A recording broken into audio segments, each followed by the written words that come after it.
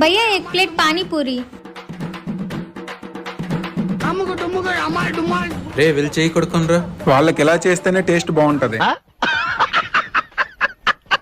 Super भैया onions डालो। ప్యాజ్ డాలో అంటారు కదా. నేను ఇంగ్లీష్ మీడియం భయ్యా।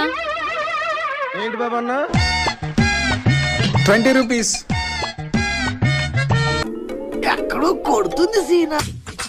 రే ఫోన్ మర్చిపోయిందిరా. బ్రో అర్జెంట్ గా మీ ఫోన్ ఇవ్వరా?